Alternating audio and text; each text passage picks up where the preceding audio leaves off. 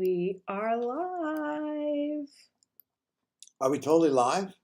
Well, I've been told. Oh, really? What? That's how we're starting? No, the Pitchapalooza is with No. The first thing Christy told us was to silence our phones. Phone silenced. Welcome, everybody, to the 433rd NaNoWriMo Pitchapalooza. Annual. We've been alive a long time. We have been, yeah. It feels like it, right? Well, these last couple of years count for about 14 years each.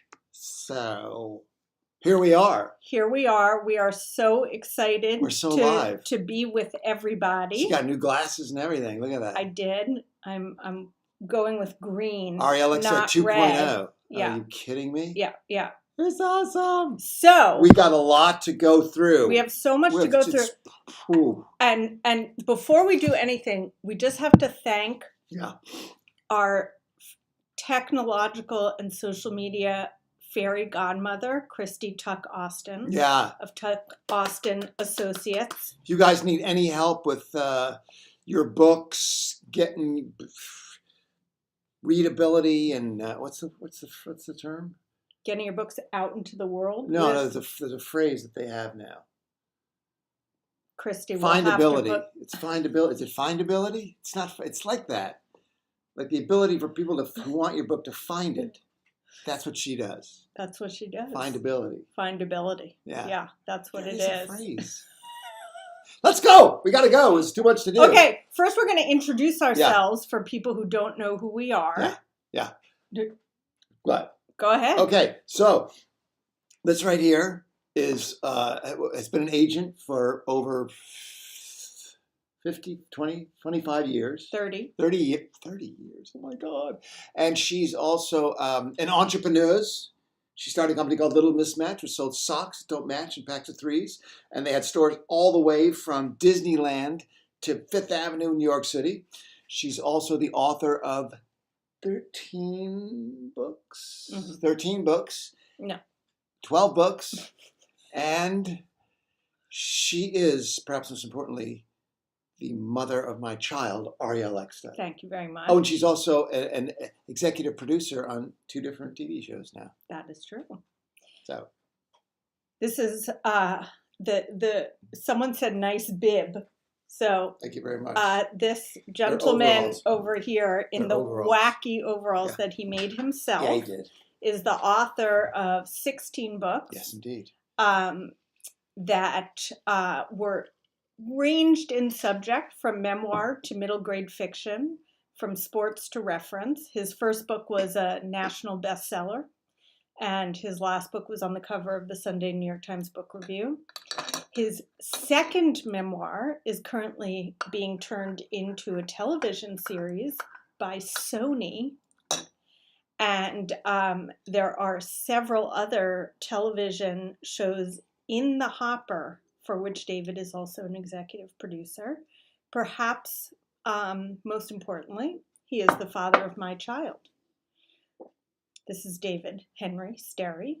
So we're very excited to be here. So I see people are already doing this, but tell us where you're from. Yeah. In the chat. It's always fun to hear all the different places. I was looking on the slide. I saw Hawaii, California. That's where we used to live.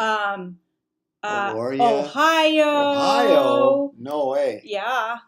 Wow. So all kinds of places. While people are doing that, we're going to make some announcements so everybody understands. And we have a super special announcement which we're going to make very soon. True. Okay. You want to do? Okay. So this webcast is part of the NaNoWriMo series. I wrote a novel, now what? And obviously the pitch is a hugely important part of the now what, because you're going to use that in query letters, on the back of your book, many different ways. On your gravestone. Yeah, it's go everywhere. And we want to urge everybody to keep writing during Camp NaNoWriMo. Yeah. The more you write, the better your chances of having a great book and getting published. Yeah. Okay, so the housekeeping, I'm going to let you go through that. Where are we? Okay. A recording will be available. To view, use the same URL you're using to watch live or visit our YouTube channel. The chat box in the right sidebars is for chatting with other participants and for asking questions. Sign in to YouTube to chat.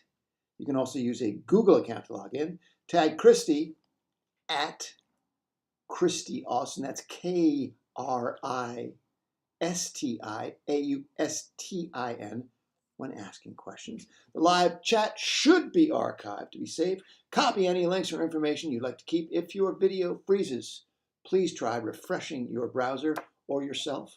If the problem continues, try closing other applications. If you have tech trouble, email our web guru, Christy, KRISTI, at thebookdoctors.com. Her email is in the chat box. Explain how... Let me explain how... You missed something, so I just have to tell you. What? We have Greece, Denmark, and the UK checking in, No, as well as we many don't. places. Yes. Yeah. Dust for done, yeah. Okay. Explain how NaNoWriMo works. Not NaNoWriMo, darling. Pitchapalooza. NaNoWriMo Pitchapalooza. Yes, there you go. Oh, so let me explain how it works. Okay, so we received over 10,000 pitches, which we read. We didn't receive every that. Single one of them. We did receive hundreds of pitches, hundreds. And we did read every single one. And we have chosen 20 that are representative of the group. And we are going to read those live, and we are going to critique them in a kind and gentle way. Then we will pick one person to be the winner. Are we doing a fan favorite this year? Yes, we are.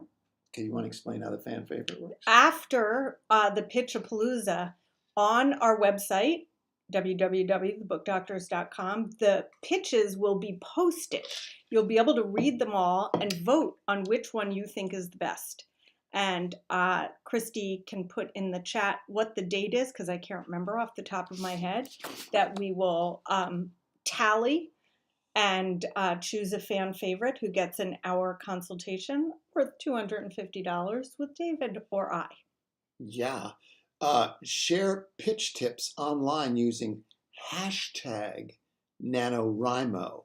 You can tag us at the Book Doctors on Twitter and Facebook, at the _book_doctors on Instagram, and you can check out our YouTube channel for videos on how to get successfully published. Click the little bell. Click the little bell, so you'll be notified every time we release a new video. And like a chair. Japan, Canada, and Ireland are now in the house. I say like a chair because that's what our friend thought everyone was saying when they said like and share. Like and share. Like a chair. Because chairs need likes too. Okay, so now, here is our very special announcement that we mentioned, which is that we are filming a pilot for a TV show on September 18th in San Francisco for a show that we have created that's called America's Next Great Authors, okay? And the winner of this Pitchapalooza is receiving what we're calling a golden ticket to be one of the on-camera pitches on the show. Essentially, it'll be an audition to be a cast member. We're taking 6 cast members. So they may possibly end up on the show. Yeah, they may. So more details to come on the show shortly. And everyone here will also have the ability to submit a pitch to possibly be one of the on-camera pitchees and a contestant on the show as well. Yeah. So very, very exciting. We're super excited. Yeah. And now, with no further ado, okay. What? I thought you were going to have something else altogether. What else could I have after that? I don't know. That was the fireworks. That was the fireworks. Yeah, right. Yeah. Now we go on to the Pitchapalooza, right? Exactly. Okay. Are we starting? I think we're going to start. We have so many to get through. I just have one thing to okay. say. Say one before thing. we start. It is a very vulnerable thing to submit a pitch and to have it read online.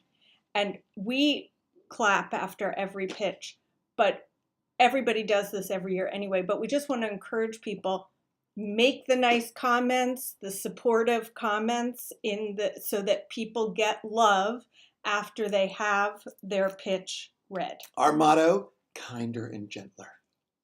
Right? Telling hard truths, but kinder. Yeah, we love suggestions too. That's all great. All good. Mexico. Mexico, Puerto Vallarta, yeah. No less. Yep. Okay. Oh, I want to go to Puerto Vallarta. Let's do a Puerto Vallarta Pitchapalooza. Wow, that's awesome. A mouthful, man. That would be awesome. All right. Okay. Pitch number 1. Ladies and gentlemen, it's hard to be first, but here it is. The game of Tao Tai. Tao Tai? The game of Tao Tai. I think it's pronounced Dow, but that's okay. Depends Either what one. Country you're in, right? Yeah. Tao Tai or Dao Dai by Serena Zhang. In the near future, the effects of global warming and pollution have decimated the planet and thrown humanity into lawless chaos. The absence of national governments and borders combined with an extreme wealth gap has led to the creation of a global state, a class-based hierarchical system where most of the world's population languish in abject poverty while the wealthiest individuals congregate in remote, highly exclusive luxury resorts. Dao Ming Lin has never seen rain in all her 22 years of life. He barely manages to support himself and his grandmother by selling simple yet brilliant inventions made from scavenged scraps on the underground market. He shares a complicated relationship with his neighbor and childhood bully turned awkward acquaintance, Bao Shan Chen, who makes a meager living as a stonecutter. When Dao Ming is offered the chance to participate in a top-secret mission that could save the Earth, an experimental video game simulation designed to pit players against one another in order to challenge them to find a cure, one with a handsome reward attached, he jumps at the opportunity. But when he discovers a malicious glitch in the game that threatens to destroy reality itself, he must do more than just survive if he wants to make it home. With both his realities crumbling around him, Dao Ming must learn to confront his fears and become his own hero before it's too late. The game of Dao Dai is a queer, young adult, dystopian sci-fi novel where Ready Player One meets Snowpiercer. Nicely. So, sadly, all the dystopian plots are feeling closer to reality, aren't they? And this one does indeed, in certain ways, feel close, but not too close. This definitely fits beautifully into the genre, and the whole class-based piece of this, I think, is very resonant.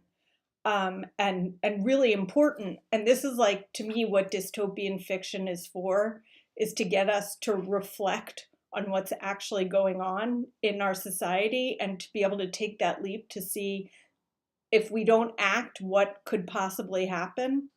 So I love all of that.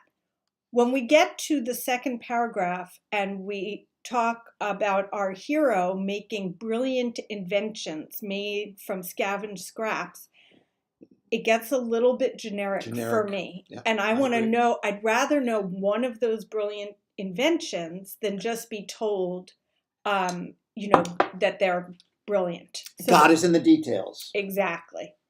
The other piece that was at the end in the summary here, when it says it's a queer young adult dystopian sci-fi novel, if I had no idea what the identity of the character was or if there was a romance involved or anything. So that came out of left field for me, and I would have liked something included in the pitch itself. Yeah, there's no queer. I wouldn't have known We queer don't. at all. And it Which feels is, like that needs to be in there. yeah, I somewhere. mean, if you're Yeah. pitching it as a queer dystopian fiction, we need to have something in the pitch to let us Which know is that. a great little fiefdom It inside is. the sci-fi world that hasn't been explored sufficiently, I believe. I agree. And there's good comps here. Although you might be better at speaking to those than They're me. awesome, fantastic comps. Yes, I like that it's familiar and yet it's unique, which is what we're seeking. Yeah. Well done. Well done. Pitch number 2. The Power of Shadows by Abby Geigerman. Princess Estin was born on the wrong day. She's not a seasonal enchanter like her brothers. She can't ignite air, shoot ice, manipulate plants, or command animals.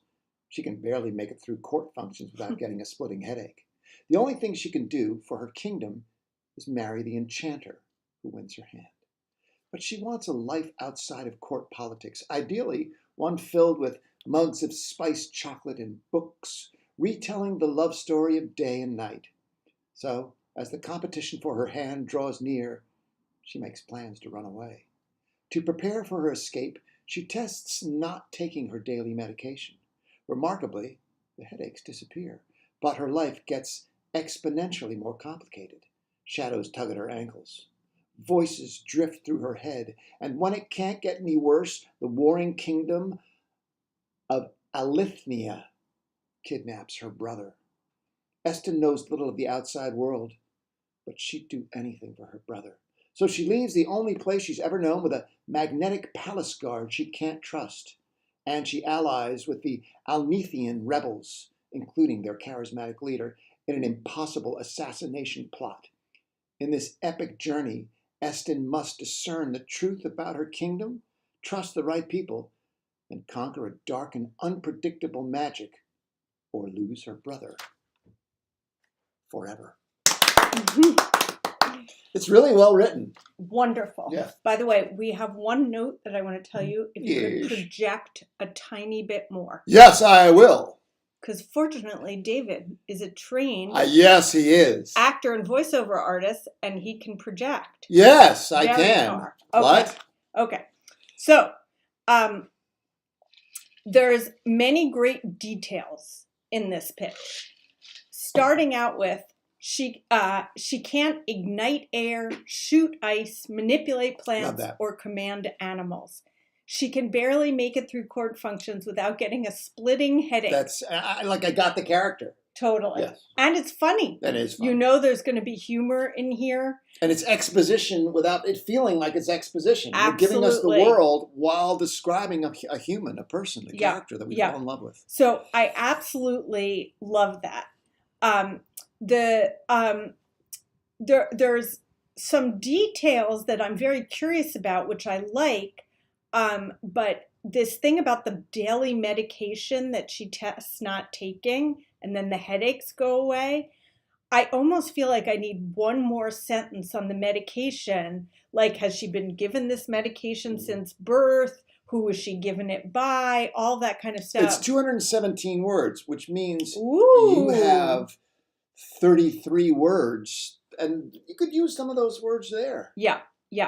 So that part really interested me. The first 2 paragraphs, personally for me, were most interesting because I got the most out of this character. And then we go on kind of this huge adventure, which got a little bit more generic. It did, and a little bit confusing because there's a lot going on. Yeah. I think you could pare down the plot. Usually we say we want more plot, but here it feels like there might be a little bit too much.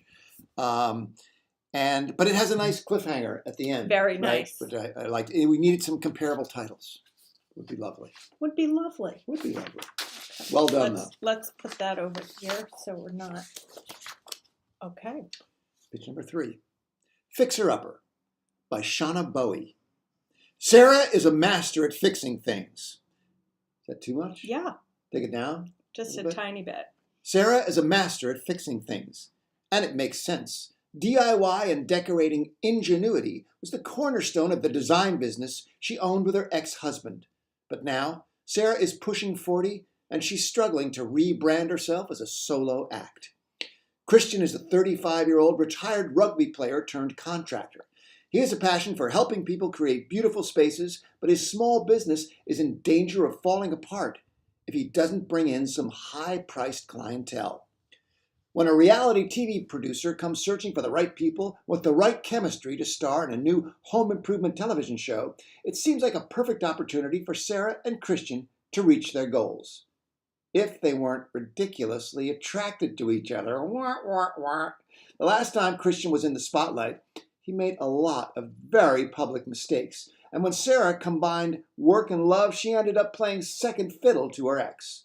To succeed, Sarah and Christian are going to have to fight their attraction and fix themselves if they want to create something beautiful together. Oh. Set in the world of reality television, Fixer Upper follows in the vein of The Kiss Quotient, with people of color at the center of this romantic tale. Both Sarah and Christian deal with mental and emotional struggles while navigating the stress of having cameras trained on them as they seek success and ultimately find love. This is a really well-crafted pitch. It is. Because we, in 250 words, We get a lot. We see the arc of both of these characters. Yep. So it gives me confidence that you know how to write a plot. And how they're going to come together. And how they're going to come together. And the difficulties that will ensue. Yeah. And there's some really good stake raising stuff. Yeah. The camera's trained on them at every moment. Little backstory. The backstory. Yeah. And this guy, he made a lot of mistakes. Is he going to make them again? She made the mistakes. She made the mistakes. They both made the mistakes. So I think it's got, it has all the elements that are there. And also, it's kind of a classic romance. And for those who are following the romance genre, we're seeing great expansion in terms of not just seeing straight white characters. I don't know if anyone saw in the New York Times this week, there was a huge piece about LGBTQ romance and how how it is really expanding in exponential ways, and that is true for romance with characters of color as well. Yes. We don't have any comparable. Oh, we do have some comparable titles. I'm sorry. Yeah. And I liked them. I thought they were good. Yeah. They were well done. Yeah. Yes. So this is terrific in terms of, what, how to improve this pitch. To me, we have this saying that a pitch is like a poem where every word counts. And to me, this is a matter of just like fine tuning of, is every word the perfect word? Yes, and I felt like we didn't quite get enough of a cliffhanger. Like we're walking toward the cliff, but we're not hanging off the end of it, where it seems like everything's going to go wrong and how can they possibly succeed in the face of these seemingly insurmountable odds? Chroma by Camille Thomas. Yara, a young black woman, is focused on surviving in her neighborhood of collapsed bridges, singed ground, and crowded government food pantries in a former suburb of a major city. Although dedicated to supporting her family, Yara keeps her true feelings and ancestral aches close. Soon after turning 19, Yara finds out that she won the annual lottery for NASA's public program to work on America's colony on Mars. She uses smithing, among other talents handed down over generations, as one of the first trainees in a new program to restore e-waste. After starting the program, she is separated from the other space cadets when she shows signs of a mysterious condition. Upon rejoining the group for launch, she meets latecomer Mark, who helps Yara discover how to use the ethereal plane of the galaxy to transform her curse into a gift. She explores the glass domes, high-speed motorbikes, and flourishing neon backdrop of Chroma, the city where NASA's Mars headquarters is located. Just as Yara begins to find there is more to egalitarian politics in Chroma than it seems, someone reveals her condition to powerful space barons, captains of the private sector. Chroma is an Afro-futurist novel following the legacy of Octavia Butler's Parable of the Sower, Rivers Solomon's The Deep, and Nikki Drayden's The Prey of Gods that warn of bringing the underbelly of the present into the future. Chroma continues this theme and imagines the intersection of technology, magical girls, urban biospheres, and transmuting racialized generational trauma. That's done. There's so many cool things. I mean, there's like, this is, again, an example. This is actually 250 words on the nose. And I feel like all those words were used so wisely. This first phrase, ancestral aches. Fantastic. There's such poetry in that. Beautiful. And that's how we can, this is your audition to show us if you can write. Like I could, like just that phrase, like there's a writer. She's a writer. Absolutely. And I love that she uses smithing. Yes, smithing. And there's I love that this last we usually are kind of not lovers of explaining what a book does, but this last sentence, Chroma continues this theme and imagine in the intersection of technology, magical girls, urban biospheres, and transmuting racialized generational trauma. That's just like, this book packs a punch. You are going deep. And I just, it makes me want to read the book. And luckily, for perhaps the first time in recorded history, people understand that there's a market for this book. Like we should say large, stupid publishers understand that there's a market. Who did I say? People in general. Well, I mean the gatekeepers is who I should have said. Yes. Understand that there's now a market. There's a demand for this kind of book because there's a hole in the market. And there hasn't been this kind of book allowed inside the, what do you say, stupid publishers? The stupid publishers. The world of stupid publishers. Yeah. So the one thing for me is that I didn't understand what was wrong with her. No, I didn't either. And it just says a mysterious condition. So I kind of, I got stuck on that. So as David continued to read the pitch, it was hard for me to concentrate because I was like, wait, what's wrong with her? And then it comes back. So I actually think just a little bit more of a clue would be helpful there. I totally agree. And it feels like there might be a romance with Mark and Yara, but I wasn't sure about that either. It feels ripe for one, but so I was a little confused about that. I mean, I suppose if I was looking to publish this book, I'd probably ask you, but yeah. And it's funny, there's actually not that much plot in here, but we were so taken with all the other things. And you know what? In the world. The thing about a pitch is there are all these rules that we have for pitches, and every single one of them can be broken as long as you end the pitch and say, I want to read that book. That's the one thing a pitch has to do. Yeah. Is when you get done reading it, the reader has to go, oh my God, I can't wait to read this book. All right, pitch number 5. Untitled by K.L. Penn, author, 14 years old, which makes me feel bad about myself. Katie wears the blood of his skin, of his past on his skin, the flesh of his fallen allies in his heart, and the memories of his family in his mind.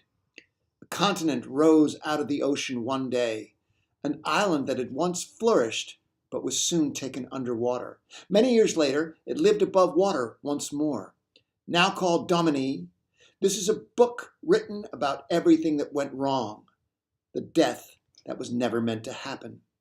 Katie Willows, a 15-year-old boy, and that's K-Y-D-E, Willows, a 15-year-old boy who suffers constant ruminating thoughts and survivor's guilt after losing his family, killed by the monsters who now cohabit Domini, called Nair, zombie-like creatures who feed on the flesh of humans. No one knows how life was before the Nair, and the people of Domini believe They are the last ones left on Earth. A zombie outbreak, a young boy in a world of liars and deception. Nothing is as it seems. No one is as they make you believe. Nothing is real. Nowhere is safe. Katie makes allies and enemies in this strange world on a personal mission to avenge the lives and deaths of his family. While keeping those he now considers family safe, Katie sets his sights on becoming a voyager. Warriors who go beyond the walls that keep the people confined inside to discover clues to what this world really was before the outbreak. The truth Katie has been forced to absorb soon begins to blur with the lines of actuality. Mm-hmm. So let me just be clear. That was written by a 14-year-old. When I think of what I was doing at 14, I am embarrassed. Okay. Katie wears the blood of his past on his skin, beautiful, man. The flesh of his fallen allies in his heart, and the memories of his family in his mind. I mean, this is just beautiful writing. And that's what I felt most about this pitch, yeah, me too. Is that there was a lyricism contained in it. And often with a lot of fantasy and sci-fi, people tend to do certain tropes and certain kinds of words over and over again. And it can often feel kind of mechanistic rather than boilerplate-ish. Boilerplate. And I just felt like this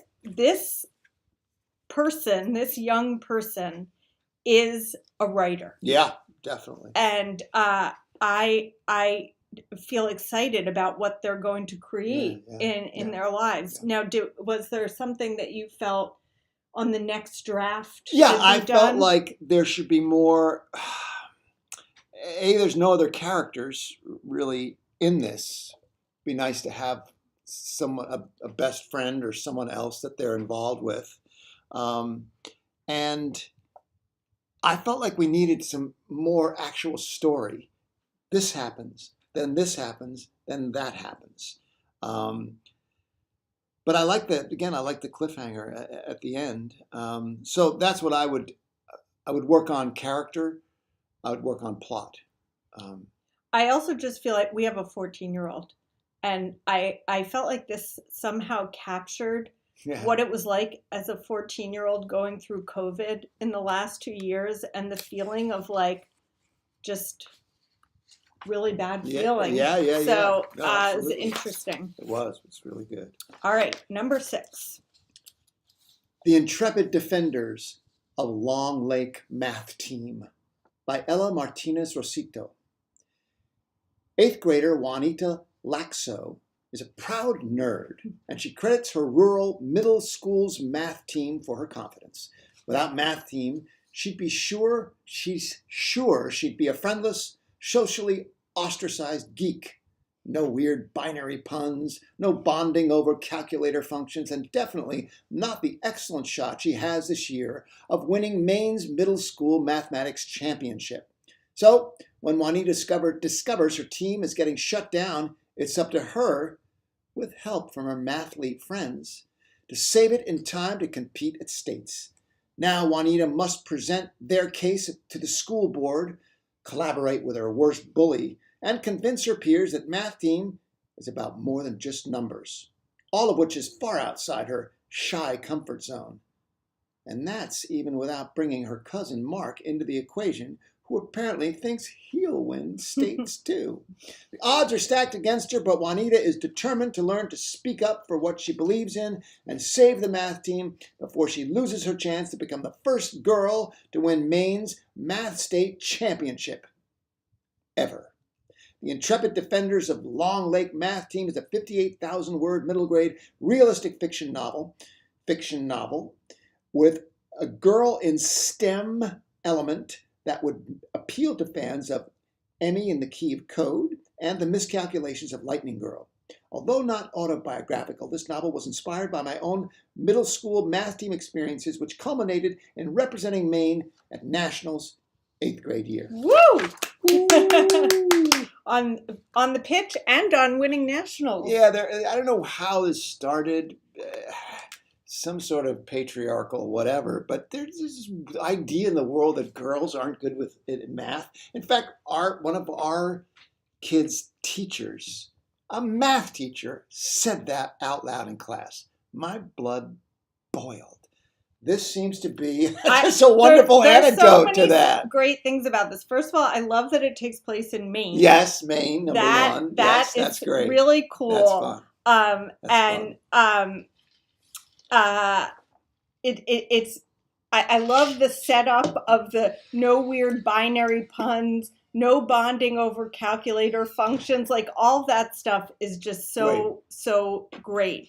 And it has a really great arc to it, which is wonderful. Yeah. And the comps are excellent. And I do have to do a shout out because the Miscalculations of Lightning Girl is written by a Pitchapalooza winner. And Emmy in the Key of Code was published by Versify, which is a imprint that I helped found. So yay to both of those books. So the one thing that I would say here is that Juanita has to collaborate with her worst bully. And that is kind of left hanging there.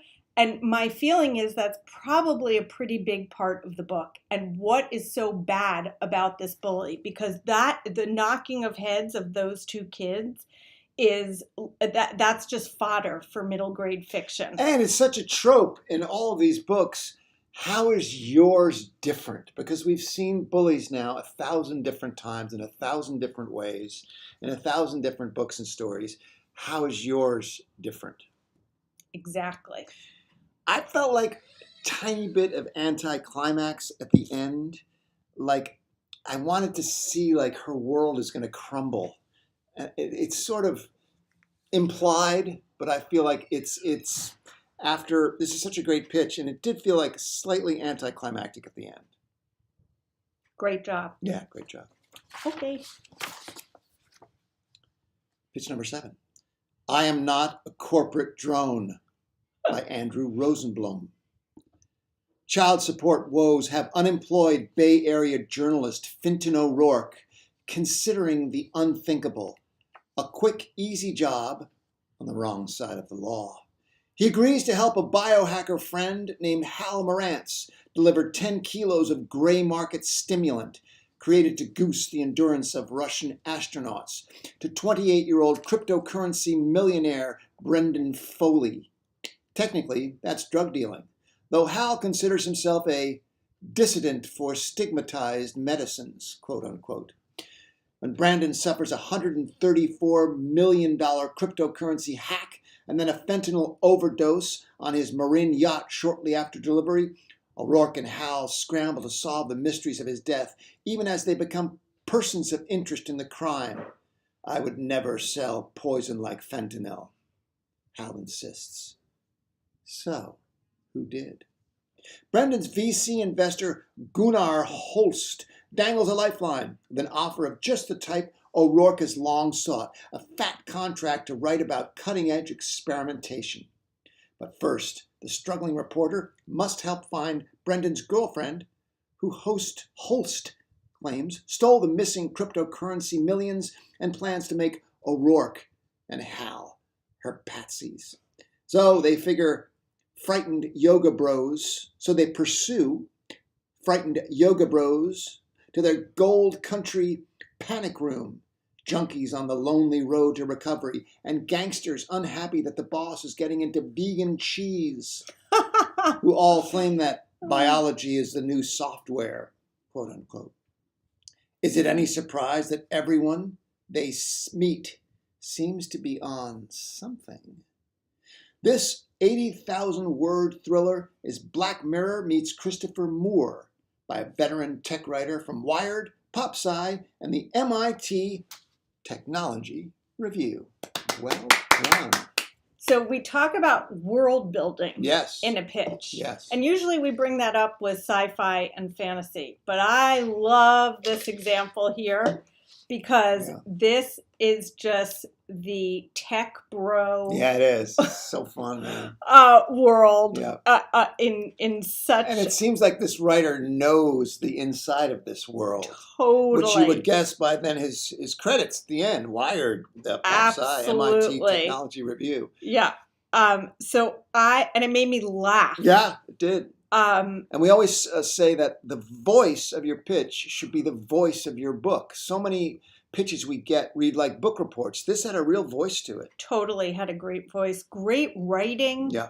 Really and fun. Someone in the comments I saw put as a comp Breaking Bad, which I think is actually a terrific comp because it starts child support woes. Like the person is getting this isn't really their world, but they're kind of launched into it, and then they become another person. Now you've seen Black Mirror. Yeah, no, totally. No, so it's set in the world of technology where wacky, crazy things happen. Yeah. Christopher Moore obviously is, a humorist who writes in this vein. Yeah. Now, the one thing for me is I'm not quite getting the pace of a thriller. Yeah. It felt more like a kind of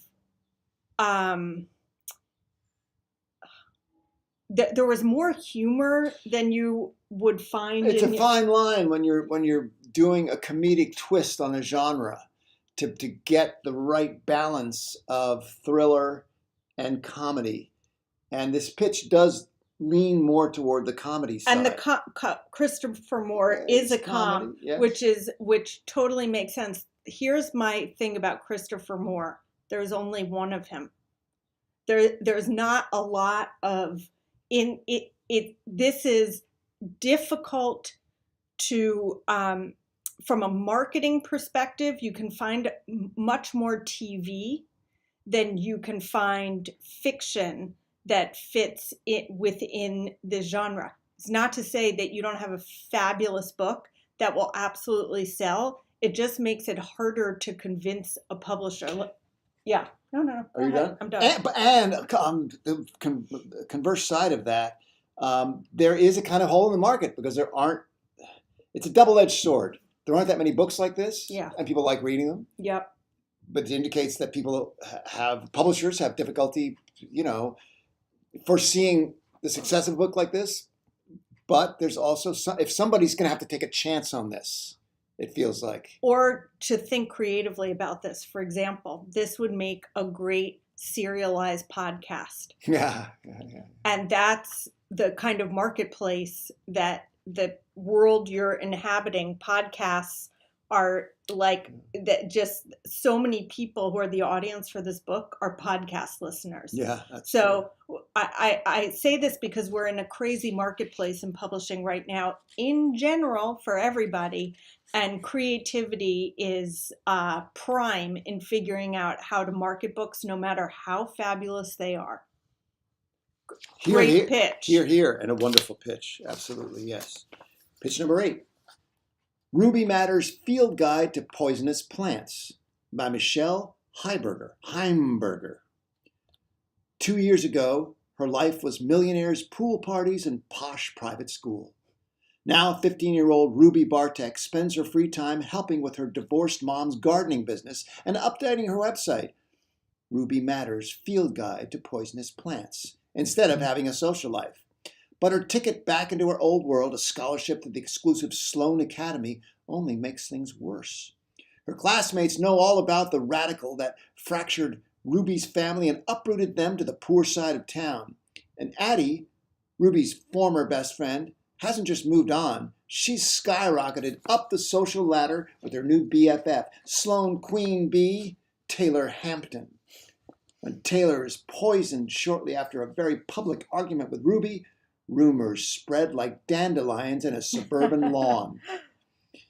Ruby's fascination with deadly toxins would be bad enough on its own, but her family's history with the Hamptons, who had more than a little to do with the Bartek's fall from grace, makes Ruby and her mom prime suspects. To clear her family and save any chance of ever putting down roots at Sloan, Ruby must find out What plant poisoned Taylor, and who, other than the Bartex, would have the knowledge and motive to use it? Ruby Matter's Field Guide to Poisonous Plants, a 78,000-word contemporary YA mystery, is Veronica Mars meets Flavia De Luce in a wealthy Columbus, Ohio suburb where toxic secrets lurk in impeccably landscaped yards and the most beautiful blooms hide the deadliest poisons. Whoa! Nice. Great title. Really, oh great, my gosh. great pitch. I know, it's a really good pitch. It's so It's very unique. very unique, and I think the fall from wealth down to the bottom of the class ladder totally. is always something that grabs And people's Taylor attention. Hampton is so hateable. I hate her so much. So This really does feel like a Netflix show, doesn't it? it really does. It really, really does. And the writing is terrific. The most beautiful blooms hide in the deadliest poisons. And I had one suggestion. yeah, Rumors spread like mushrooms in a field of cow patties when the sun comes up. what's wrong with dandelions in a It's suburban about lawn? mushrooms and poison, and dandelions aren't poison. But it is about the suburbs. I'm just saying. Okay. Well, anyway, this talk about plot arc. This just does really, it yes. masterfully. Yes. My one main thing about this pitch is I really don't know who this main character is. Yeah. So even just a few descriptors Yes. to make us fall in love with her. We know she's had a hard time, and that makes us That helps. that gives us some sympathy, empathy for her. But what does she want? Who is she? What does she just want to be rich again? Does she want, what's driving her? Yes, absolutely. And I felt like the end, again, like I always like to go to the worst case scenarios at the end of a pitch. What's going to happen if all this fails? I want to see, leave us there. If everything goes wrong and Taylor wins, the Bartex will be possibly in jail for life. I mean, the consequences of failure are very high because you've made high stakes, which is great. So I would tweak that a little bit. Okay. But very well done. Very well done. Again, The Dimming Lights by Julian Ferris. Again, The Dimming Lights follows two German compatriots caught in the crossfire of family loyalty and the shattering events in 1930s Germany, awakening under the Nazis. Marcus Hoffner is heir to a German railroad, vital to Nazi rearmament. He is also gay in a Germany of contradictions, the Hirschfeld Institute of Sexual Science with groundbreaking studies in human sexuality, and the world's first successful transgender procedures, but also a Germany awakening under the Nazis. Marcus and fellow compatriot Alex von Stott arrive in Oxford on Rhodes Scholarships, considered by many the most prestigious academic award in the world, a distinction that will earn them prime membership in the Nazi Party on their return and enable them to work against it from within. But their relationships with a young American from Arkansas and an ambitious woman journalist derail their plan, forcing them to choose between abandoning family and country through expatriation or remaining to oppose Hitler's escalating grip on the country. Marcus's serendipitous encounter in a Berlin bar with a familiar stranger from his past, a transgender woman with her own plan of defiance, reignites his resolve, while Alex's appointment in the Nazi hierarchy as a jurist leads him into a self-imposed trap of collusion. In the spirit of Anthony Doerr's All the Light We Cannot See, John Boyne's The Heart's Invisible Furies, and Christopher Isherwood's classic The Berlin Stories, the turbulent 1930s from the backdrop of my 76,000-word upmarket novel, Again, The Dimming Lights. Well done. Again, The Dimming Lights is a gorgeous title. And it's funny, as I was reading, I'm like, wow, All the Light We Cannot See kept going in my head, which I love that book. It's one of my favorite books. So it's a great comparable title. Yeah. And So someone once did an analysis of the most popular topics for Hitler.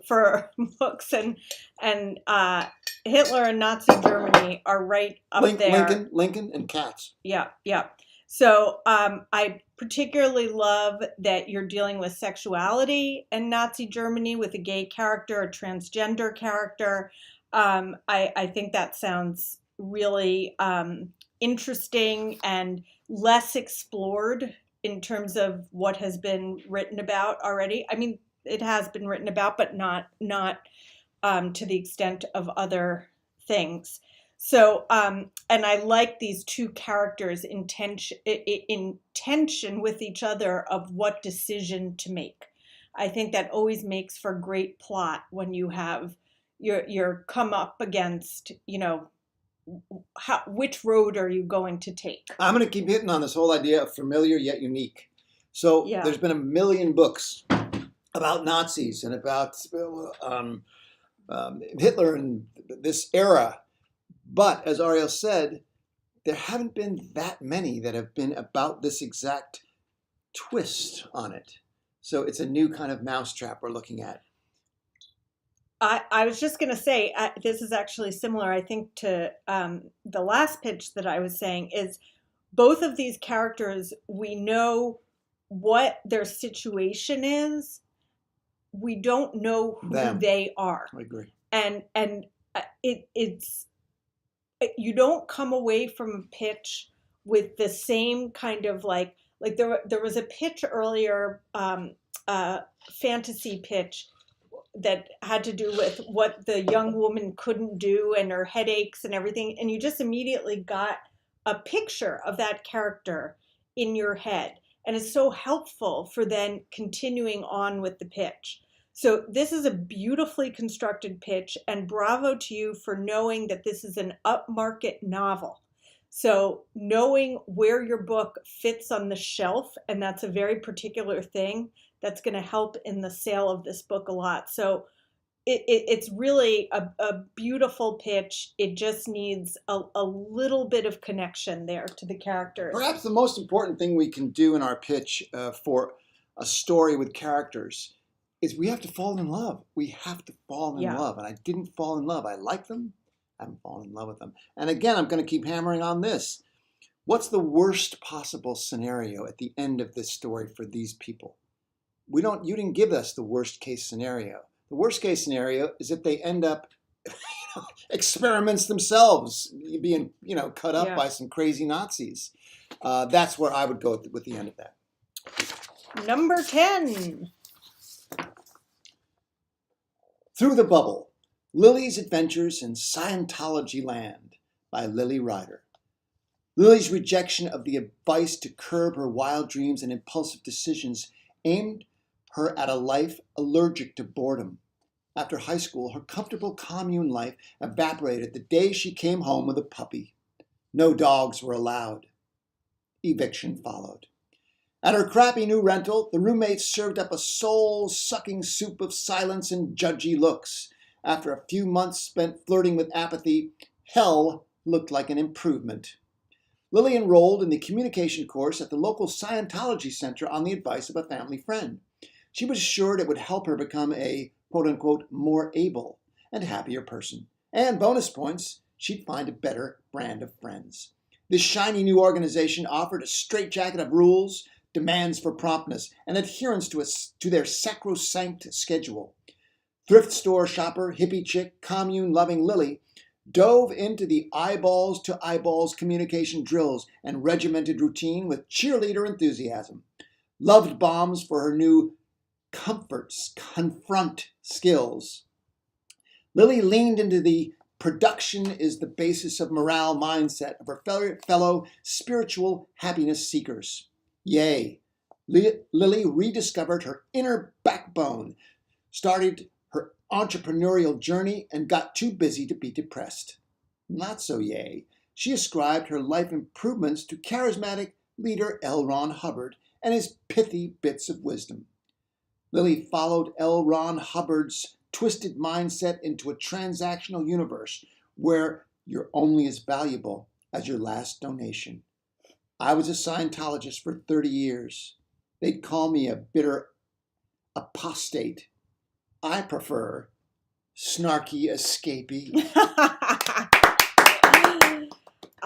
Talk about things that people find Oh, fascinating. yes. Cults in general, Cults Scientology and specific. Scientology. Oh my goodness. Like an insider look at that world is always something that is of interest. I'm assuming this is a novel and not a memoir. It sounds like it because, But well, you didn't. Where's it say memoir? Where's it say novel? but I'm not sure because Lily is actually the name of the author and the name of the character. Dude, That's why you're asking. Is it a novel? Is it a memoir? It's not contained in here. And if I'm a publisher, Yeah.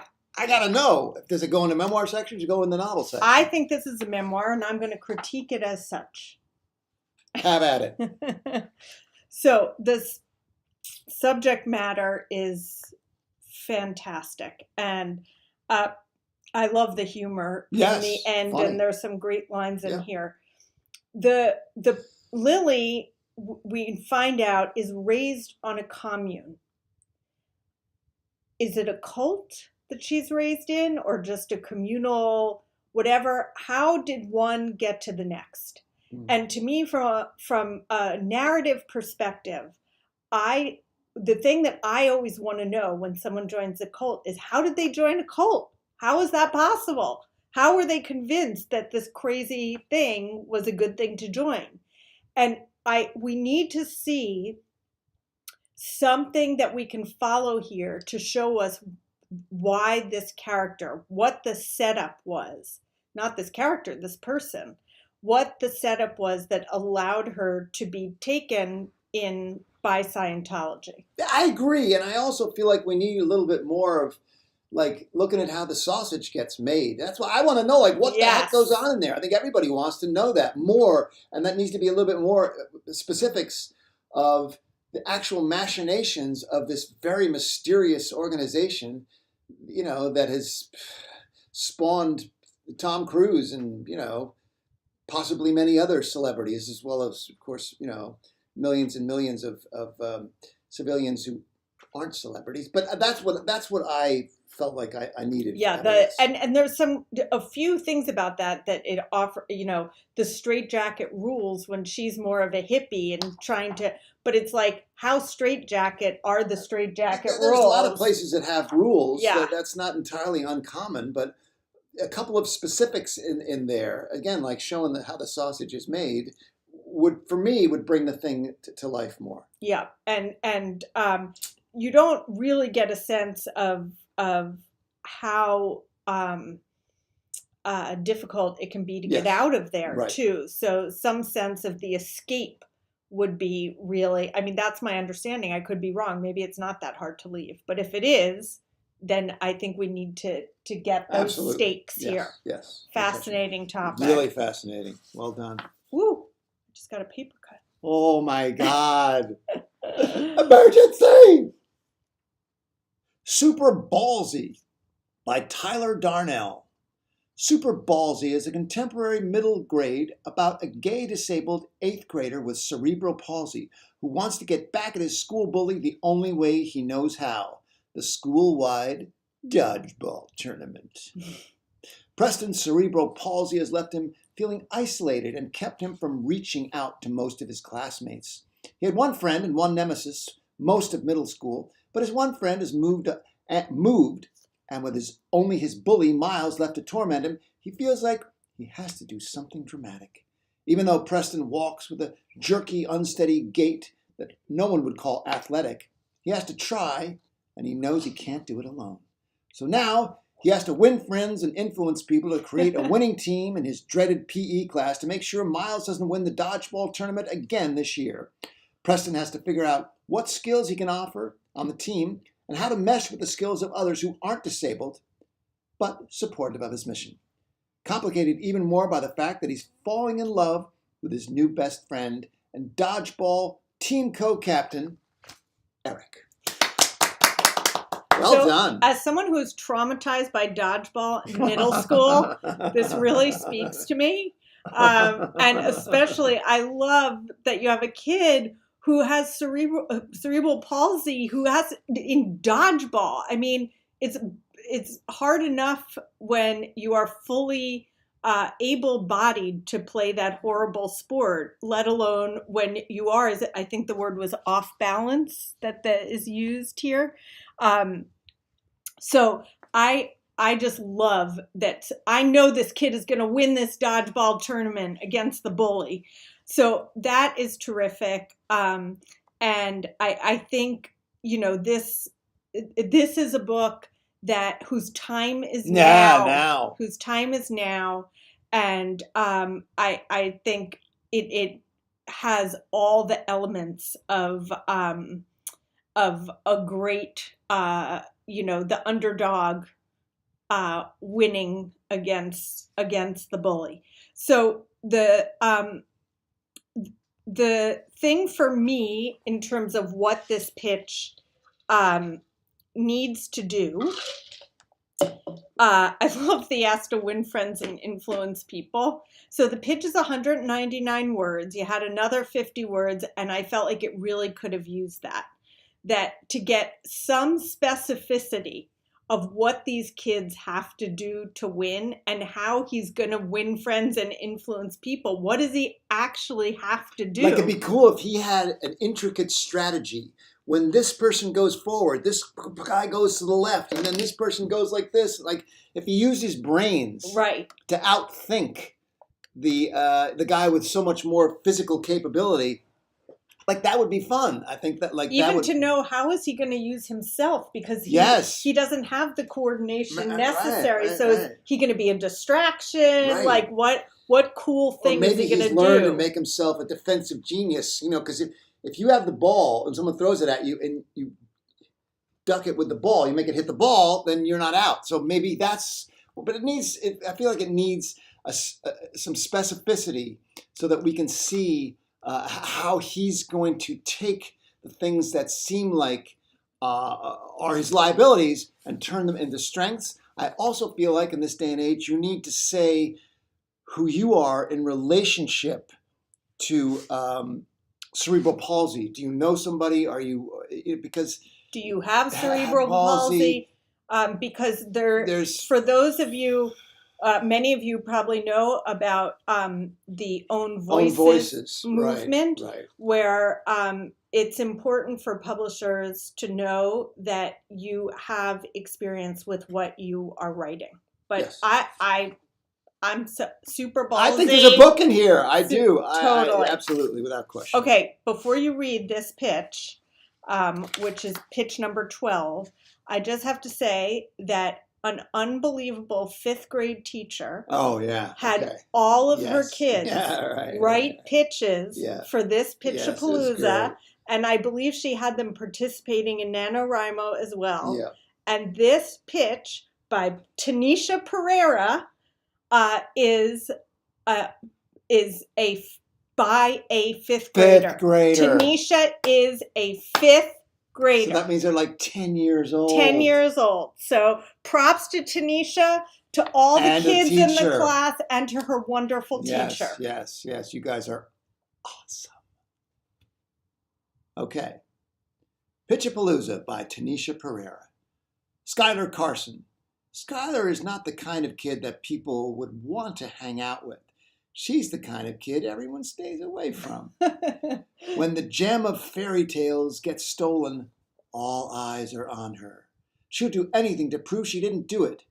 Deep down, Skylar knows her mom, the most evilest of all, must have taken it, but she refuses to think that she would do it. Bella Beauty. Bella is a normal girl who belongs to royalty.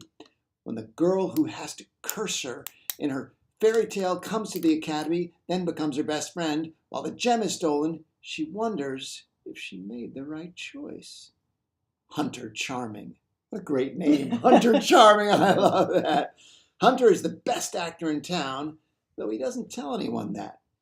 He has to make a decision. Should he follow his fairy tale or choose to make his own path and maybe not be so charming anymore? Emma White. Emma has to be perfect, even if she doesn't want to. She wants to live life that she wants to. but her mother, Snow White. Expectations are getting in the way. When the gem is stolen, she knows what will happen, and she's the only one who knows. Soon the whole fairy tale will end if they don't stop the thief.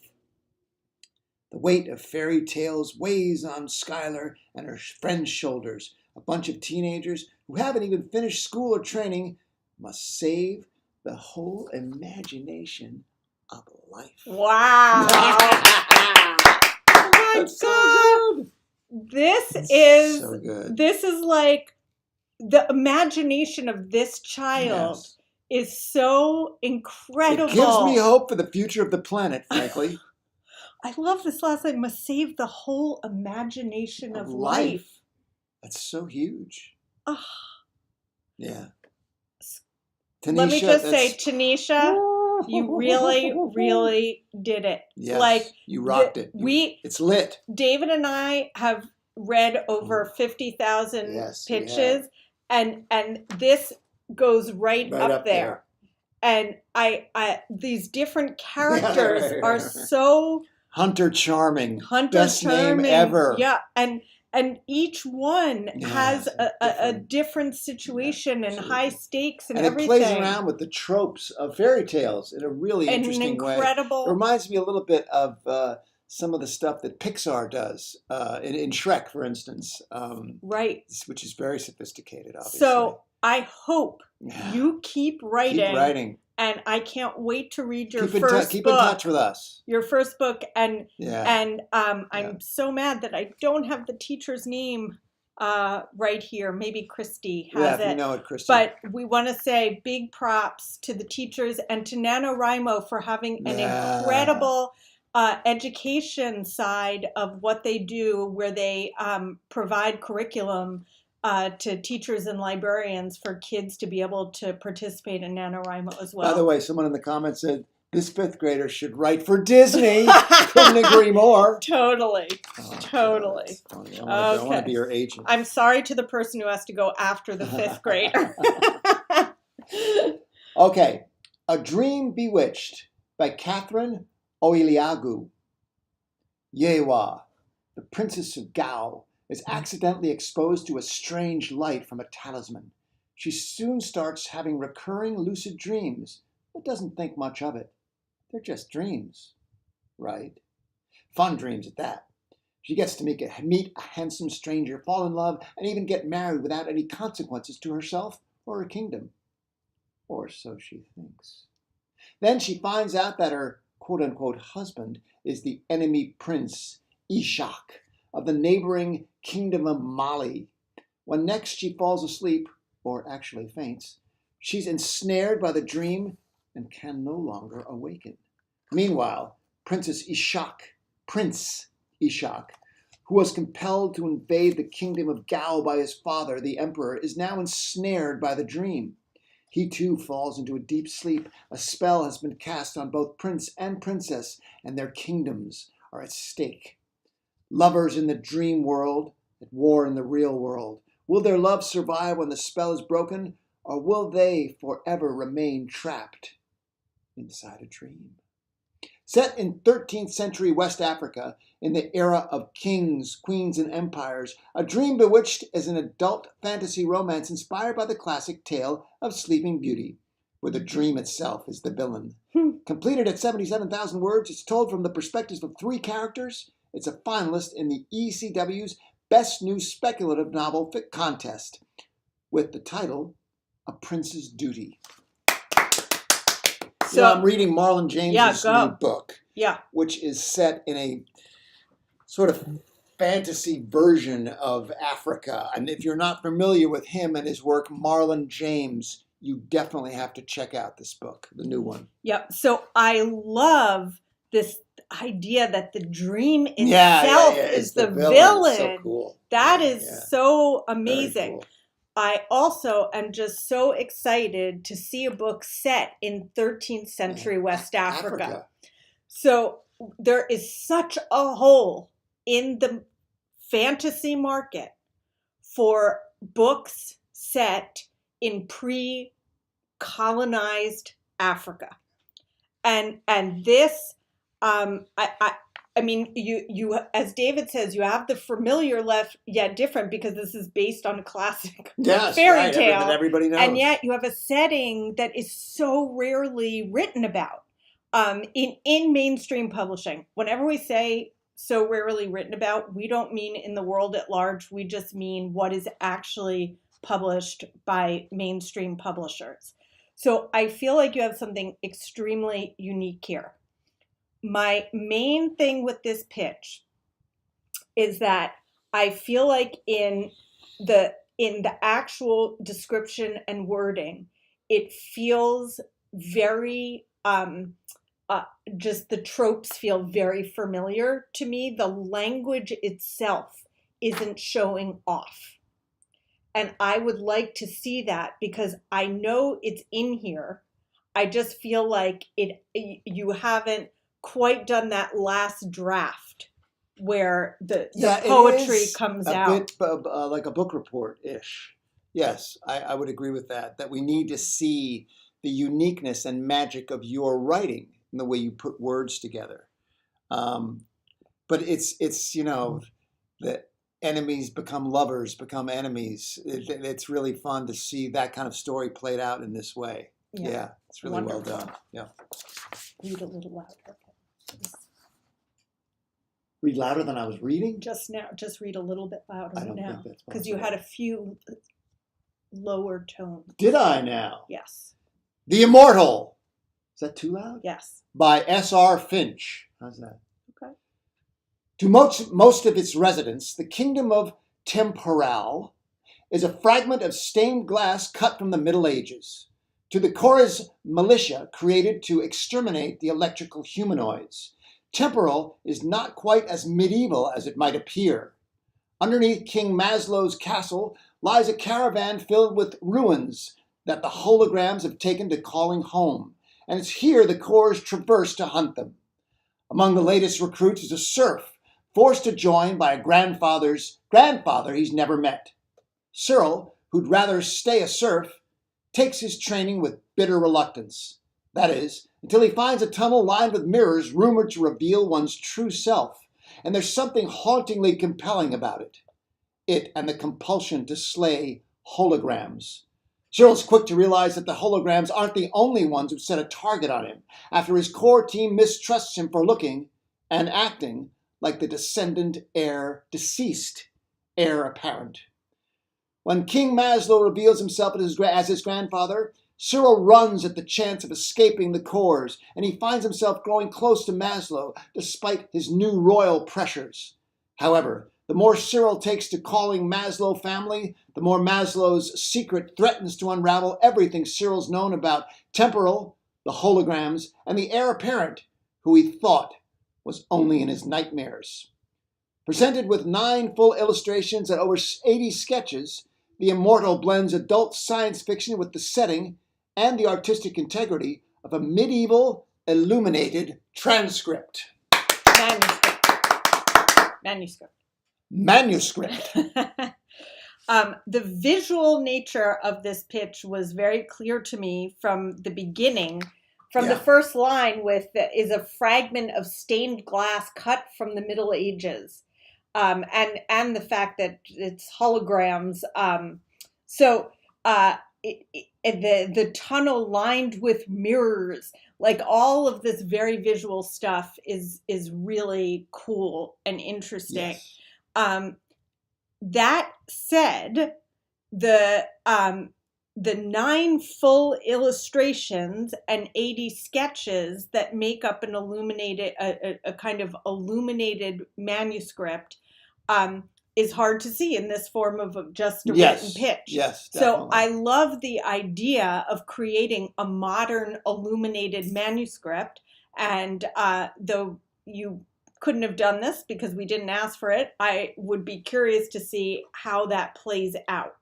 And it's very difficult oftentimes when you're going to a publisher if you have an illustrator who's not really well known or have won awards and is, because most people who do these kind of books have their own illustrators they want to work with. So it would be good to have at the end of this some sort of credentials for the illustrator. Yeah, and is the illustrator Yes, I think S.R. Finch? I believe so. Oh, yeah. Great. Well, then it would be good to see your credentials and qualifications in some way, I think. I got a little lost, honestly, in the plot. Yep. I didn't think there was enough world building in this pitch, quite honestly. I didn't understand how the kingdom and that world is different from our own and how it's similar to our own. I didn't quite get the world of temporal, the cores, and the holograms. I didn't quite understand who they were and how they were opposed. I couldn't quite get a grasp on the plot and the characters as we moved into it. It was all really compelling and interesting to read, but I left being kind of confused by what the story is, what the world is, and who these different groups are. Did you find that? I did find that, and I was taken by, like I said, because I'm a visual person. Yeah, the writing is quite visual beautiful. nature of it, and I had images and this idea of these holograms, but I needed some help on staying with the character and the plot. Yeah, I'm right there with you. But I love this the medieval illuminated manuscript, and I can see in the chat that people are very excited by that. Yeah, it's very cool. Okay, this is pitch number 15. I see there's been some chatter in the chat box about it. Pitch number 15. Simply the Best by Catherine Yang. According to the hyper-competitive Chinese Americans in her Atlanta suburb, 17-year-old Maggie Jiang has always been second best to her rival, Callista Wang. Maggie's exhausted from endless debate tournaments, violin auditions, and recently convincing herself she actually wants to go to Yale. That's actually my fear. The pressure to succeed killed her best friend Serena 3 years ago, and it's threatening to take her out next. When Callista's body is found a day after she wins Serena's $10,000 memorial scholarship, all eyes turn to Maggie. Her classmates whisper that she's finally snapped. The police want to know why she disappeared for an hour the night Callista died. She might have publicly threatened to kill Callista a few times, but that doesn't mean she actually did it. If Maggie wants her classmates to ever speak to her again, she needs to find Callista's real killer. As Maggie interrogates her classmates, she discovers that Callista was hiding secrets behind her facade of perfection, including the truth behind Serena's death. Maggie enlists the help of Elijah, her irritating childhood friend, who's now irritatingly attractive. I hate when that happens. With her own reasons for investigating. For Maggie, finding the killer turns into more than just clearing her own name. It's her chance at closure about Serena. Her chance to finally prove herself. But the more she uncovers, the more one thing becomes clear. Someone's coming after these Chinese kids. Ooh, that's chilling. Wow. That's chilling. This is this got so much stuff in it that's so cool. Yet another Netflix series. And totally.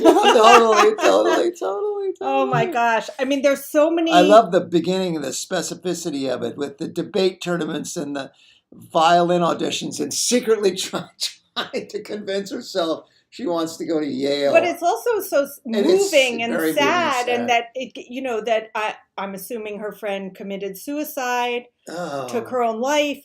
And then we also have the specter of someone killing Chinese girls. Yeah, and it's really so it's both, has the spicy high school whatever, but with a very serious underlying thing going on, both in terms of the girls' pressure on themselves, although maybe the friend actually did not take her own life. Maybe she was killed. We don't know. But we want to know. And this really it just has, and I love the title, Simply the Best. Yeah, it's great. Oh my goch, better than all the rest. That's a TV series, Simply the Best. Can't you see the poster, everybody? Totally. What was I thinking here? And I love her irritating childhood friend who's now irritatingly attractive. That's terrific. So the the thing that I would like to understand, this is 227 words, so you had 23 words more. And I would have liked to have gotten a little bit of a sense of what's going on in her life, what her parents or parent or whatever, what the situation is at home. Because when you say she's trying to convince herself she actually wants to go to Yale, that implies that there's pressures, maybe it's just school, but maybe it's parents or whatever, that there's some outside forces on her, and we'd like to know what that is. Is it prep school? Is it what? Well, by the way, we work with high school students in a program to help them get ready for college. And the pressure that is put on these 16 and 17-year-olds is sick. So I, for one, I'm glad to see this subject being explored in this very interesting way in this particular culture. Yep. Okay. Pitch number 16. +1 for Rent by Joanna Jelen. Dear Immigration and Naturalization Service, I regret to inform you I'm about to commit marriage fraud. Love that. Although I understand I may face severe It's crossed out. Immigration and criminal consequences other than marrying a U.S. citizen, I don't qualify for any categories of green card eligibility, and without papers, I can't pursue my American dream. Do you really believe a hardly speaking English crossed out foreigner may find the love of her life and convince him to marry within the 6 months allotted by the tourist visa? I've tried, but a woman has to have some pride. Therefore, my only choice is to pay a nice American for a convenient marriage agreement. If I find a willing guy, not like that stubborn athlete who models the undies on billboards, I'll do it. And please don't judge me. I'm already ashamed of myself. Due to my unfortunate circumstances, I would like to request the remittal of any ensuing penalties, especially deportation. You must understand I can't go back to my homeland, where young artists like me lack job prospects because of the post-communist economic transition. My tourist visa expires soon. I appreciate your kind and prompt response. Yours sincerely, Justina Gill. +1 for Rent is a chick-lit debut novel of 88,000 words. Once upon a time, the author was fresh off the boat Polish immigrant, much like her main character. Like Roomies by Christina Lauren, it explores the theme of marrying for green card as the only possibility for pursuing the American dream. It's really fun. So one of the things that makes me so happy is that this pitch is a letter. I know, I love that. And it's so original Yes. and fantastic. And it's hard for you guys to see what these crossouts, but they add humor to the pitch. That is great. I don't know if Joanna, if you are aware of a novel called Dear Committee Members, but it is an epistolary novel that is all recommendation letters. Every single piece of prose in the book is a recommendation letter. They tell this plot, very intricate plot, through these letters. You have a letter for your pitch. So we thought you should definitely check that out because the book did really well and it's super funny. And as is this. I just love the first line. I'm about to commit marriage fraud. Yeah. It's funny. It got me. It hooked me. And for everybody, publishing professionals, they're inundated. Agents, we all are as readers with books. And you got to hook somebody right from the get-go, and this totally did that. We've again read 50,000 pitches. I've never read a pitch. By the way, our daughter is a huge Christina Lauren fan, so she's cheering for you in the background. Yes. Our daughter is actually sitting right outside, listening to all the pitches. There she is. She'll come in at the end and say hi to everyone. She's a huge. But she's an avid reader of this kind of book. Yeah. Okay. Well done. Pitch number 17. The Scholarly Banana by Carly West.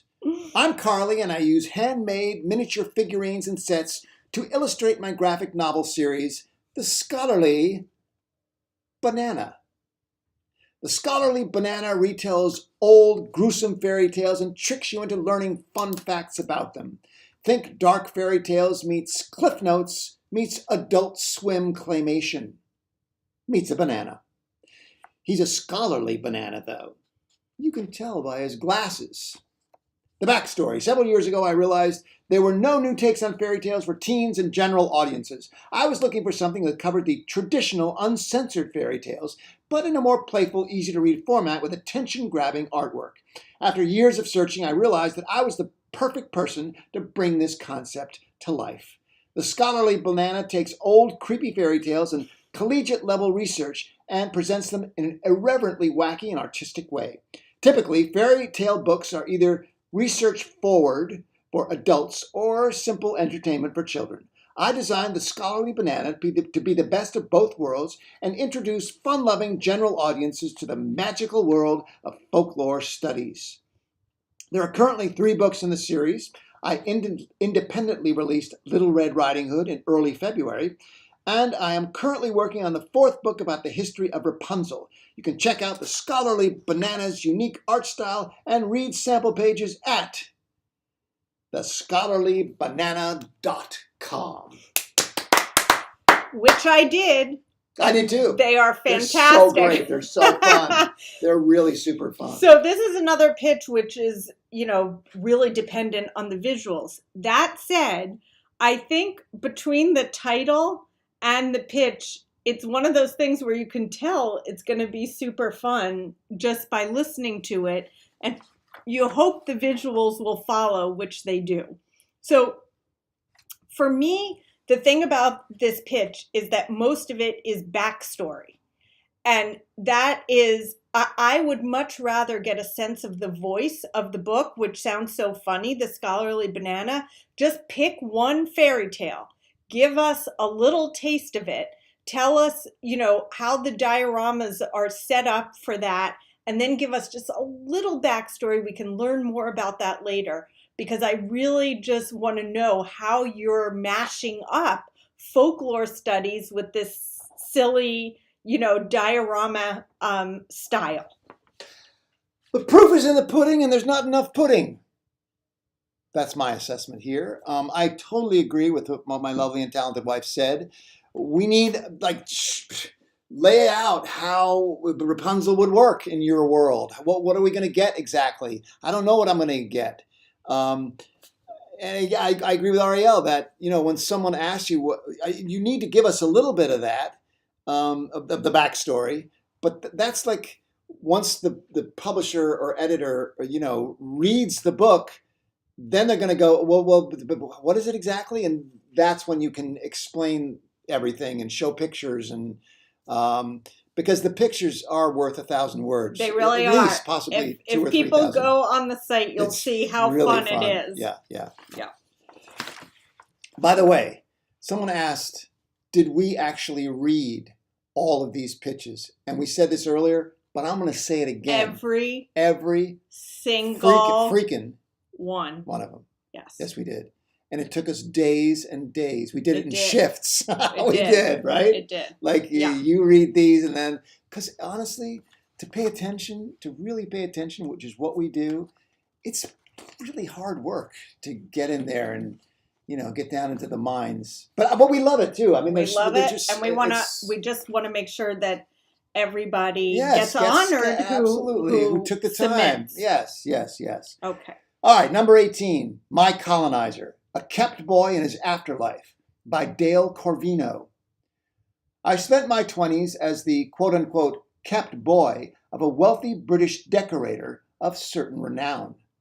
He dressed me in custom suits, took me to the finest restaurants, and flew me on the Concorde. Upon his death from alcoholism, his secrets were laid bare, and I had to figure out how to free myself of the relationship's enduring harms. My Colonizer, a voice-driven memoir of 75,000 words, offers an unsparing picture from the high living to the soft oppression, and examines an afterlife of reckonings.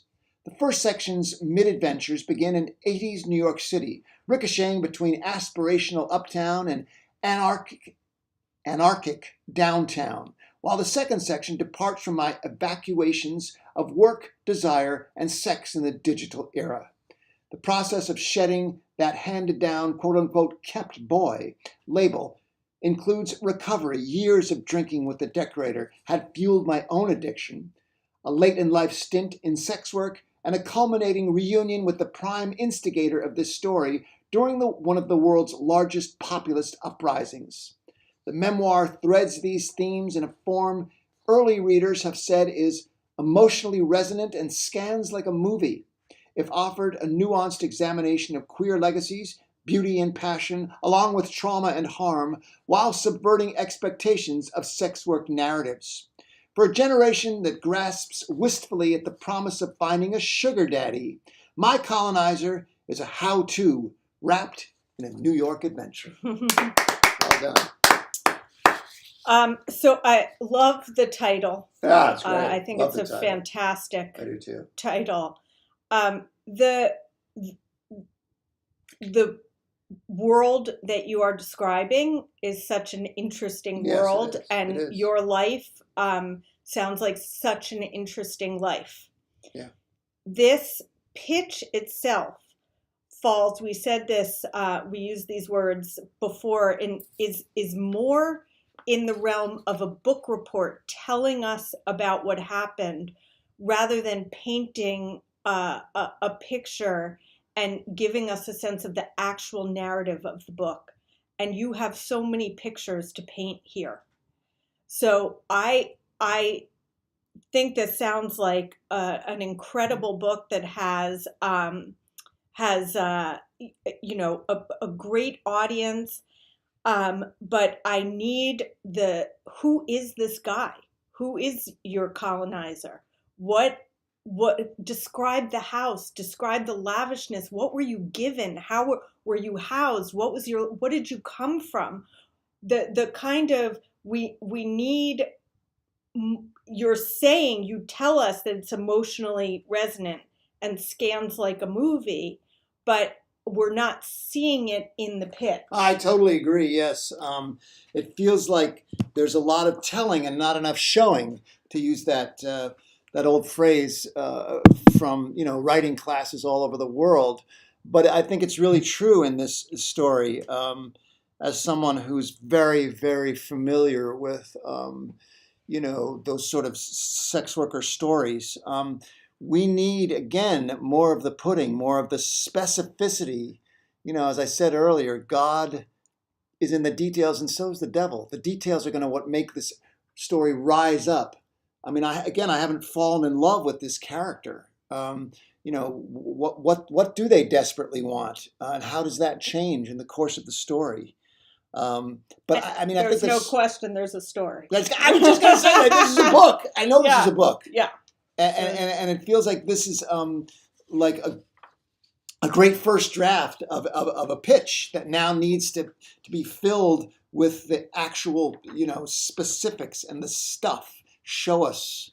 And I do think it's a mistake to say that early readers, I don't think you need that. Just display it. Yes, display it. Don't tell it to us. It sounds like an incredible book. It does.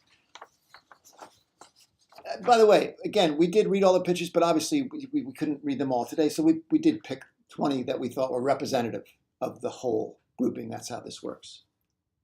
Yes. Yes. A randomized picking of that represented all different kinds of pitches we got. Yes. Number 19, Wildlife by Melanie Bosley.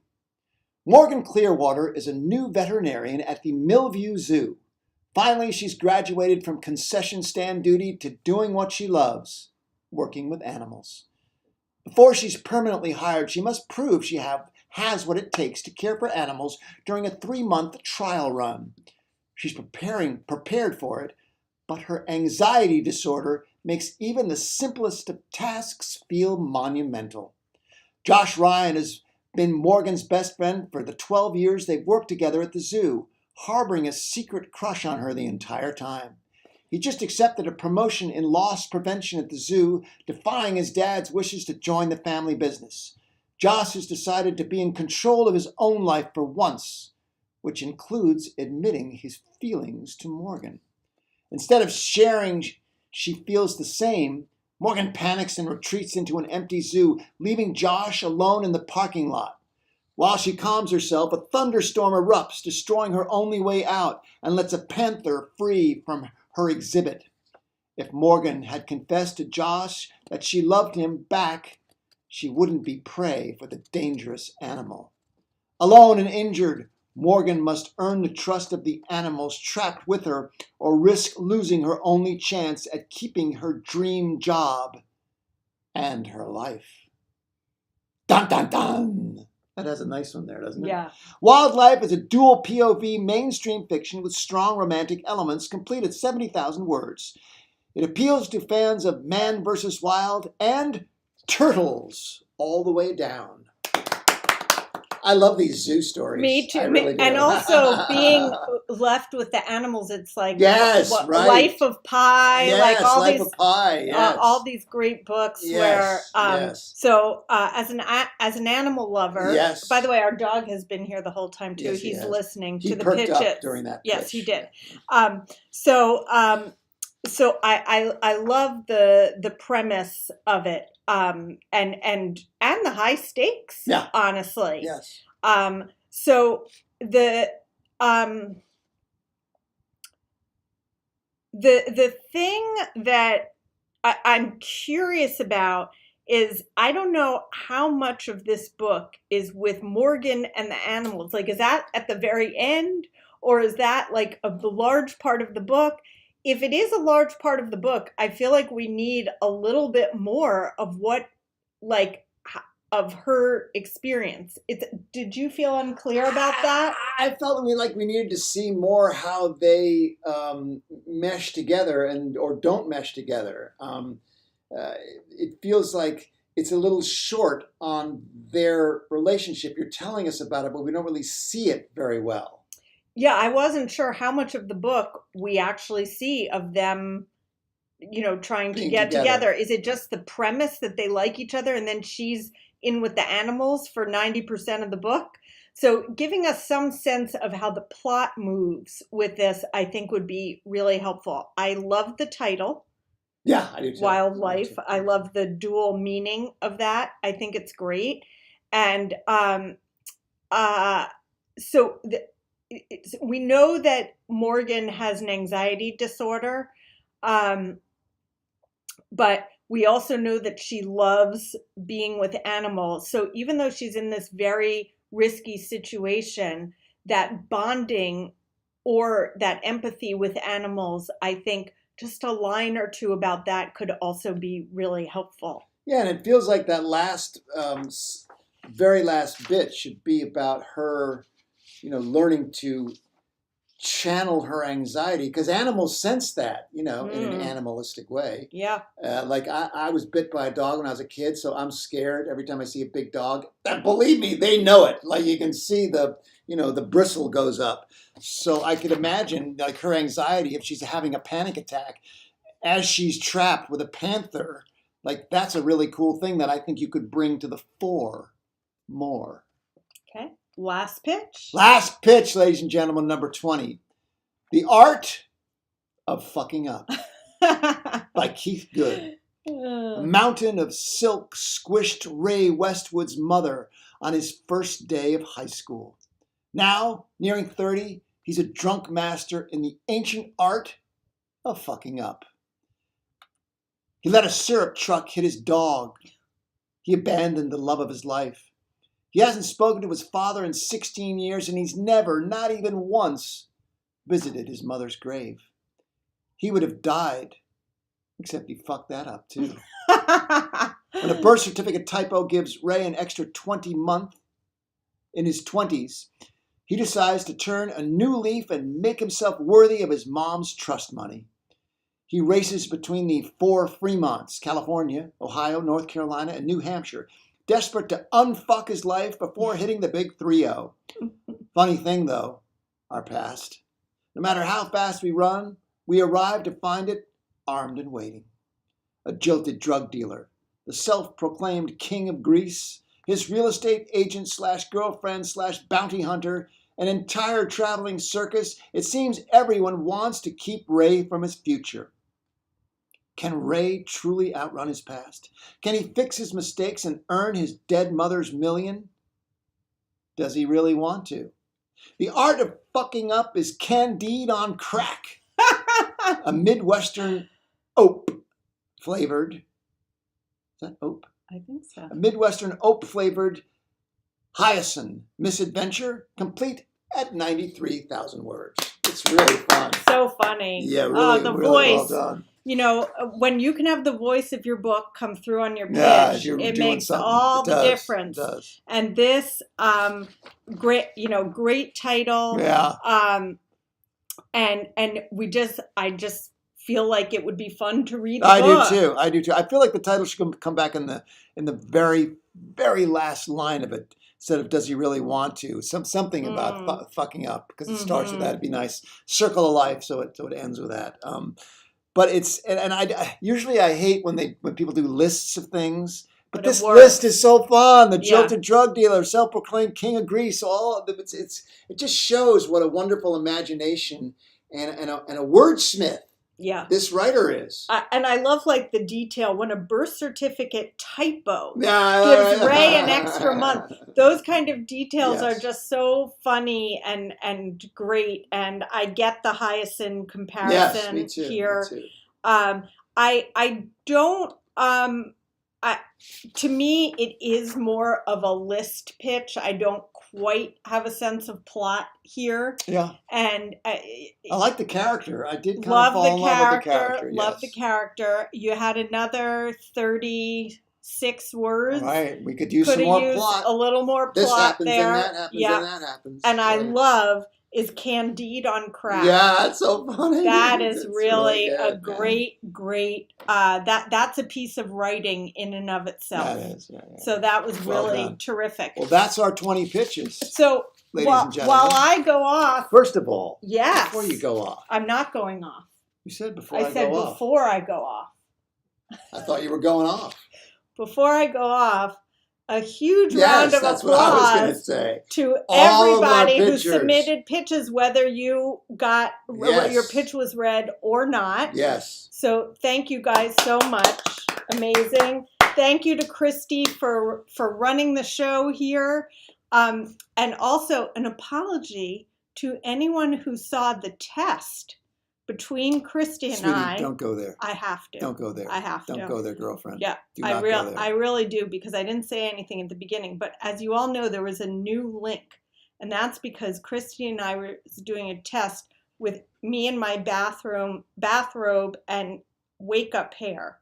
And that was such an embarrassment to find out I went live in that situation. Our daughter is laughing. To go live in that situation. I hope those of you who saw it had a nice laugh for the day. I hope you're not scarred, is what I hope. Someone told me to make a meme out of it. I'm considering that. So make a non-fungible token out of it. That's what I'm going to do. I'm going to do that. And thank you to NaNoWriMo. Thank you to the awesome NaNoWriMo. Favorite of all time organizations. I will be back in a minute. Okay. Olive, would you like to come and say hello to the people, to the good people? This is our daughter, Olive Annabelle Maureen Sterry. Hello. Who is an avid reader. Yeah, oh my God, I have an Oakley tan now. She was rowing out on the Passaic River, her first time in a crew event. Well, it was a scrimmage, but still, it was an event. And look at her; she's all tanned up, and we got some Oakley glasses, which we're very excited about. You heard some good pitches, didn't you? I did hear some good pitches. I loved the one that was like in the letter form. Yes, I did too. That was really good. I only came in for like the second half, so I'm not there's some really cool rom-coms that I think I loved the last one. Would like. Yeah, me too. Would love to read. Yeah. Rom-coms are my favorite. Yeah, she reads. She's always reading a new book. I am. Well, not right now. But I thought you were reading. What do we call it? I am, but I'm kind of in a reading slump. Are you in a rut? Yeah. Yeah. All right, so encourage Hold on. She's got to Bye. answer the call. Encourage people to keep writing. Okay, people, I encourage you to keep writing during Camp NaNoWriMo. Seriously, like people, I was pitched at a conference. This person had a great pitch. I'm like, well, yeah, send me the manuscript. Oh, I haven't actually written the manuscript, but I think it's going to be a great book. It might be a great book, but it's not going to be a great book until you write the book. Me, myself, I'm a very addictive person. I've been addicted to many things. I'm not going to go into this as a family show, but I have changed my addiction to writing. So at least, the addiction personality is not going anywhere. But, every day when I get up, I write my words. We're friends with Khaled Hosseini, who wrote The Kite Runner. I was in a writing group with him, and he wrote The Kite Runner. He'd get up at 4 o'clock in the morning. He'd have his coffee. He'd write for 2 hours. He'd go in to the hospital and be a doctor for 8 to 10 hours, come home, eat, give some love to his family, pass out, and do it all over again. He's being a doctor and everything. Like, I can't even imagine that. But you know what? That's what you got to do. So write, and then write some more. Okay, the fan favorite voting begins tomorrow and runs through 11:59 Pacific Daylight Time on April 25th. Visit our website, www.thebookdoctors.com, to vote fan favorite. If you want any information on getting published, opportunities to pitch us, remember to join our newsletter. We have a newsletter that always has stuff in it. Okay, so one of the reasons I love NaNoWriMo is it just is such an inclusive place. Like, everyone is welcome. I was just getting into why I love NaNoWriMo. Oh. Should I finish the thought? But we have a winner. I think people really need to know who the winner is. But I was right in the middle of saying something. Okay. I know we say this every year. There were so many fantastic pitches. It was hard to choose. Olive, darling. Yes. You gotta She's video bombing us now. Oh my God. So it was hard to choose. It was hard to. I think the first everyone time we went can through, agree. we had like 60 pitches that we put little stars next to. Like, right. That's just too many. Oh, we have a whole bunch of questions. Okay. Oh, wow. What we're going to do is we're going to announce the winner, and then we're going to stay on for a bit and answer some questions. But this way people can go if they need to go. They need to go if you want to listen to the answers. The winner knows the winner. Yes. Drum roll, please. The winner is Simply the Best by Catherine Yang. Because it simply was the best. I didn't think about that. Yeah, baby. What a fabulous pitch. For those of you who don't remember, this is hyper-competitive Chinese Americans in the Atlanta suburb where the girls are getting killed. Yeah, so right. It just hit on some really deep subject matter that we find really compelling and horrifying in the world today. And beautifully written. Gorgeously written, and a great character who you feel for. Like, she's under such pressure. And the world that this writer created was simply the best. It simply was the best. So congratulations, Catherine. I don't know if you were watching today. If not, we will be in touch. And you get to win the gold. You win the golden ticket, which means you will be pitching during the pilot we make in September, with the possibility of becoming a cast member on our reality television show. So, some questions. We got questions. Yes, we do. Bring them on, baby. Okay. Advice for figuring out genre. Our number one advice for figuring out genre is to read, and read some more. So whatever shelf of the bookstore or library that you are on, and then you can narrow down from there. Obviously, there's fiction. Maybe you're a thriller. Maybe you're a romance. Maybe you're upmarket upmarket fiction. But you can't be a thriller, a mystery, and a cookbook all at the same, and a memoir all at the same time. Like we get pitched that kind of thing. Like my book is all those things. Well, it isn't. You can have recipes in your mystery, Yes, but you it's can. not going to go in the cookbook And you can section. have a mystery in your cookbook. Never seen that. Well, one. that would be fun. I'm interested in that. Yeah. There's a new reality show that's a combination of detective story and baking. So Yes. and I would also say, go to your local independent bookstore and befriend the people there. Buy a book. That'll help. When the phone's not ringing off the hook, when people aren't going crazy standing in a line, tell them your story and say, what are some books that are similar to mine? Where would my book fit? And go there, as Arielle said, and the library also, and just like zero in. Read as many books as you can and keep a list of the books you like. Like there's a cover. Ooh, I'd like that person. Find out who did the cover. There's a book you like. See in the acknowledgement section, who's the editor? Who's the agent? Start accumulating lists of people you'd like to go after. Next question. I'm planning a whole multimedia website component to the book. Songs, folk art, drawings, photos. Can we please speak to the publisher's interest in this and how to pitch it? Unless you already have a website that is visited by very, very large numbers of people, publishers are less interested. They're skeptical, but as they should be. Oh, I'm going to make a website that's going to have 1 million people trafficking through it. Well, yeah, I mean.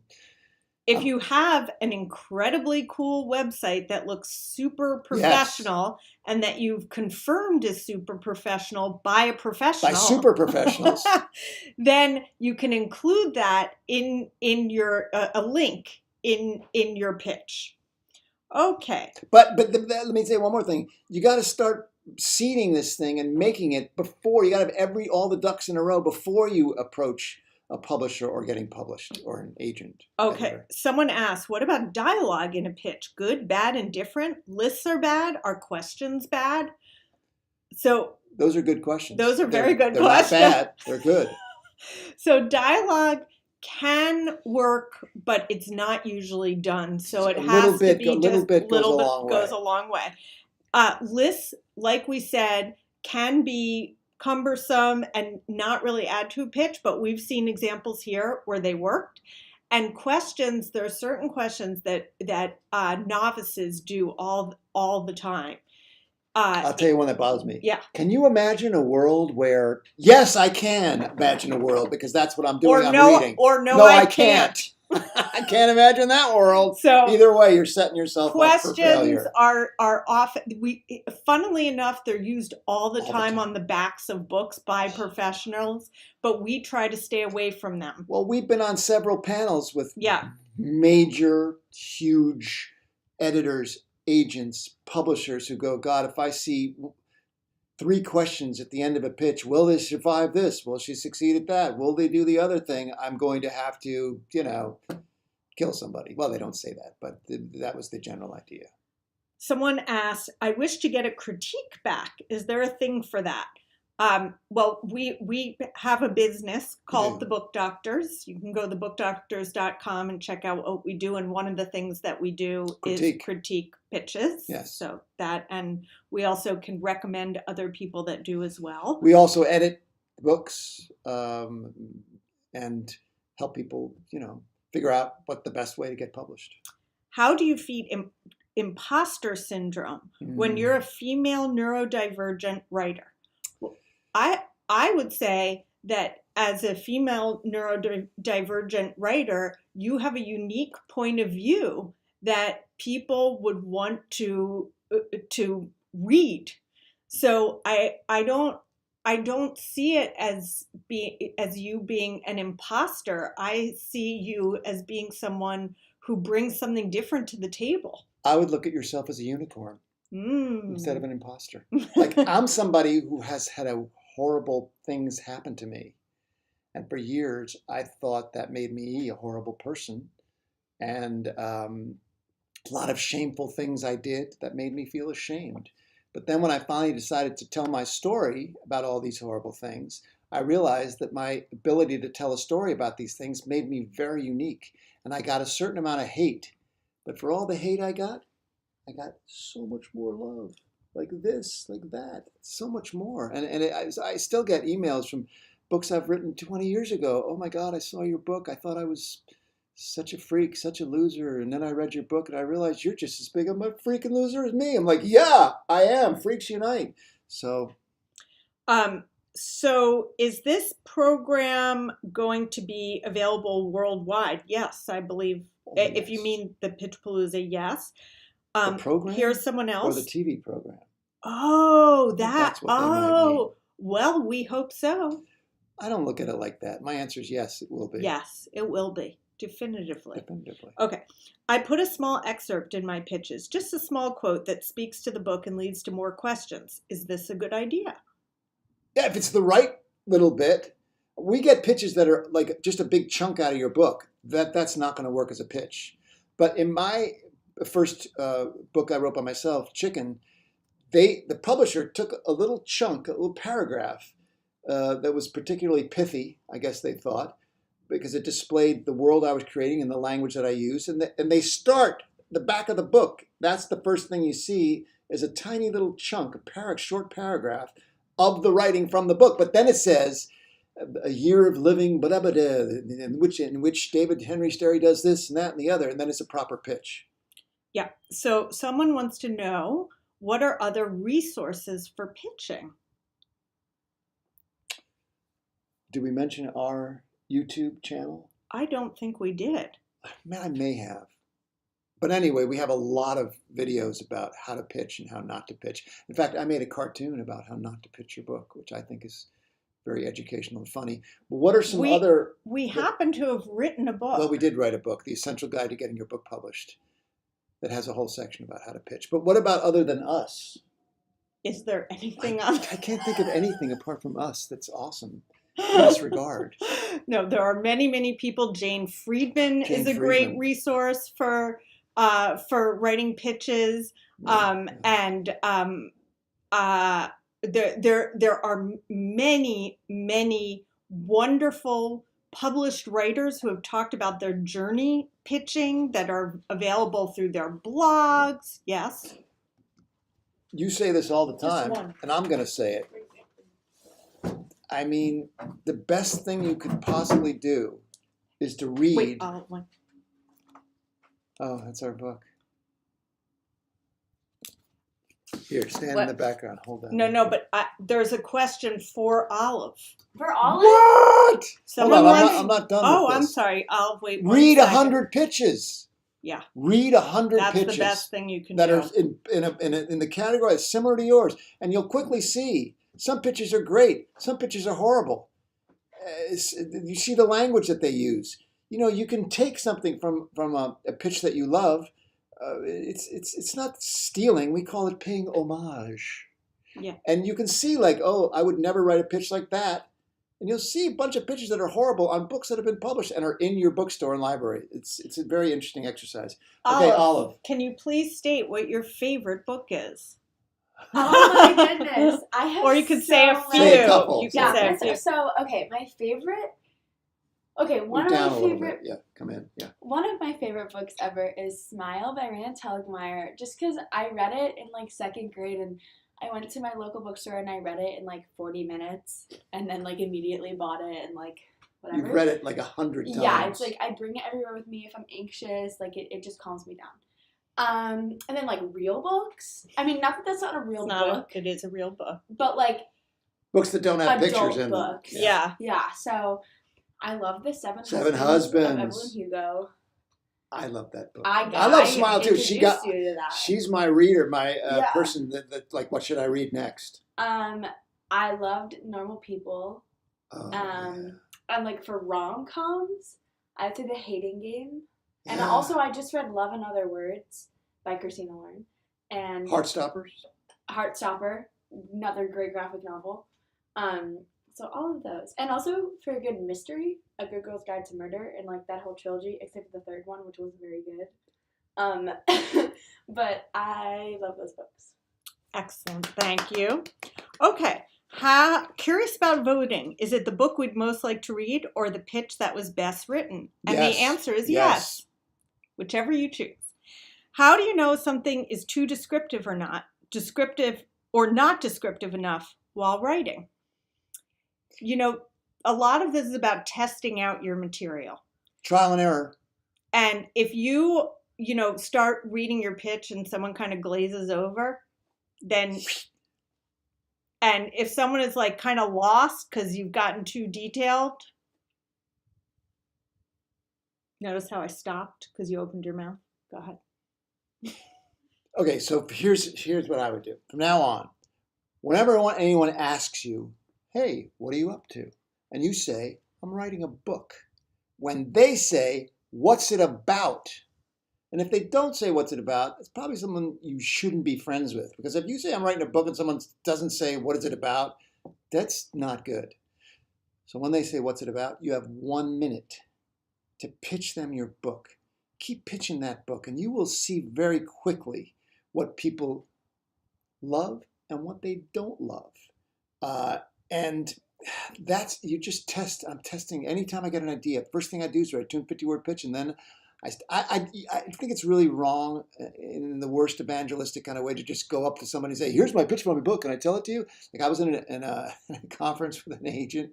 We were standing in the stairwell, and this guy comes up and says to this agent, oh, I wanted to tell you the pitch for my book. Can I tell you the pitch for my book? She's like, no, you can't. Don't just walk up to someone like that. I once went into a bathroom and I was doing my business and some guy's standing next to me pitching. I'm like, that person's not getting in my door. All right, it's 4:59. Oh my God. There are 3 last questions. Quick. I'm answering them myself very, very quickly. Which platform will our show be on? We will let you know. It will be revealed shortly. Are there other places to pitch our book? There's all kinds of pitch fests that happen on Twitter, live at book festivals. So there's even a pitch fest, I think. There's a pitch fest. So you just, if you're part of NaNoWriMo, so many people are very knowledgeable about what's going on. So be part of a writer's community and you can help get. And Twitter has these pitch things every week. Does an unpublished author need a website, blog, socials before they can land an agent? That is a very complicated question. The answer is yes, and the answer is no. Let me just elaborate a tiny little bit on that. The more of it you have that's legitimate with people who you were really invested in or invested in you, the greater your chances of getting published. They raise exponentially. But you don't have to have that. And if you have a blog that you haven't updated since 2007, that's worse than not having a blog. But honestly, if you had, let's say Stephen King tweet about your book once, like that can make your book a runaway success, weirdly. All right, everybody. It is are we 5:01. Thank you all for spending your Saturday afternoon your Saturdays with us. We appreciate it. We appreciate you. Do. Keep writing, keep pitching, and we will see you next year for NaNoWriMo Pitchapalooza number 1378. Thank you, guys. Thanks, everybody. Thanks. Bye.